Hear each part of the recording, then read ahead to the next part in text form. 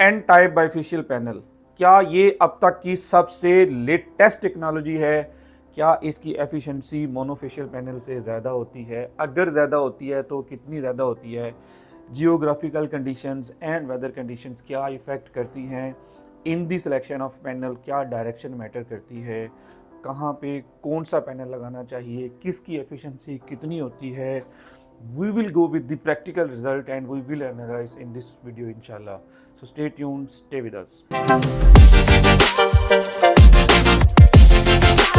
Hello everyone, welcome to the knowledge kingdom. This is engineer Mohammad Zahid. आज मैं बात करूंगा टाइप्स ऑफ पैनल पे। स्पेसिफिकली हम बात करेंगे मोनोफेशियल पैनल और बाइफेशियल पैनल पे। मोनोफेशियल पैनल वो पैनल होते हैं जो सिर्फ एक ही साइड से आपकी एनर्जी जनरेट करते हैं, यानी सिर्फ टॉप से।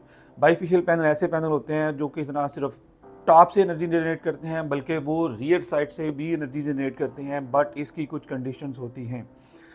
बाइफेशियल पैनल्स को लगाने के लिए जो इम्पोर्टेंट कंडीशंस हैं वो ये है कि आपके पास बेहतरीन स्पेस होनी चाहिए। जहाँ पे आप पैनल लगा रहे हैं, पैनल और रूफ के दरमियान में एक रीज़नेबल डिस्टेंस होना चाहिए ताकि जो लाइट है उसको रिफ्लेक्शन के लिए अच्छी खासी स्पेस मिले, वो लाइट रिफ्लेक्ट हो, दोबारा रियर साइड ऑफ पैनल पे जाके वो टकराए और आपकी एनर्जी जनरेट हो। जो आपकी सरफेस है वो रिफ्लेक्टिव सरफेस होनी चाहिए, प्रेफरेबली वाइट कलर की सरफेस होनी चाहिए, ग्रे कलर की सरफेस होनी चाहिए।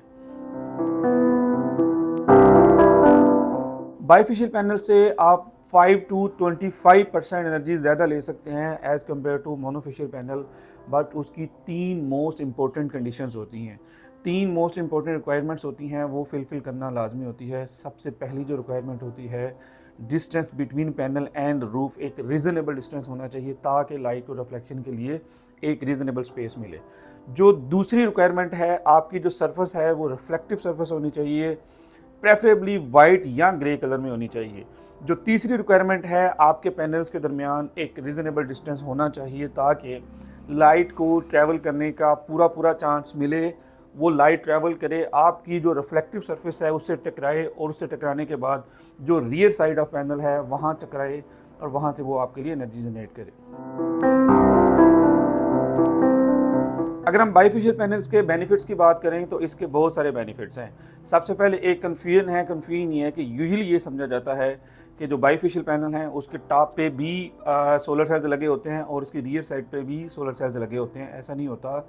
सोलर सेल्स एक ही लेयर होती है सोलर सेल्स की। उन सोलर सेल्स के ऊपर भी टेम्पर्ड ग्लास होता है, उनके नीचे भी टेम्पर्ड ग्लास होता है। ये ग्लास इतना ज़्यादा मजबूत होता है कि ये एबिलिटी रखता है बियर करने की मोर देन 2.5 mm के हेल स्टॉर्म की। आप इस ग्लास पे इजीली चल भी सकते हैं, ये इतना मजबूत ग्लास होता है।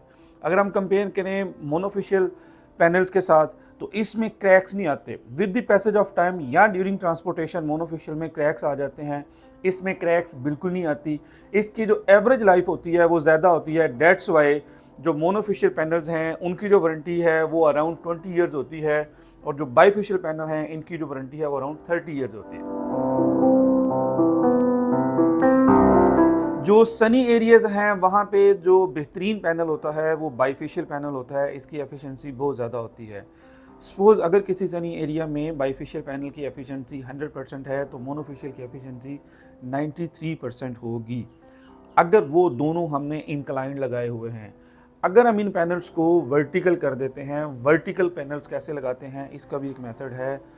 यूजुअली हम साउथ टू नॉर्थ पैनल लगाते हैं, but in case of vertical आप कुछ पैनल्स ईस्ट साइड की तरफ फेस करवाएंगे, कुछ पैनल आप वेस्ट साइड की तरफ करवाएंगे। फॉर एग्जांपल अगर आपके 20 पैनल हैं तो आपके जो 10 पैनल हैं उनका जो फेस है वो ईस्ट की तरफ होगा, 10 पैनल का फेस जो है ना वो वेस्ट की तरफ होगा। इसी सिनेरियो में ये एफिशिएंसी आती है 63%। सनी एरियाज़ में अगर 100% बाइफेशियल की है, 93% मोनोफेशियल की है। इंक्लाइंड की फॉर्म में अगर वो वर्टिकल हो जाते हैं बाइफेशियल पैनल तो एफिशिएंसी आपकी 63% होती है। बट अगर आपका एरिया क्लाउडी है और स्नोफॉल वाला है तो वहाँ पे यही जो 63% एफिशिएंसी है वर्टिकल पैनल्स की ये कन्वर्ट हो जाती है 77% में। उसकी वजह यह है कि वहाँ पे डायरेक्ट सनलाइट नहीं होती, वहाँ पे एक्चुअली आपको रिफ्लेक्टेड सनलाइट मिलती है स्नोफॉल या क्लाउडी वेदर में।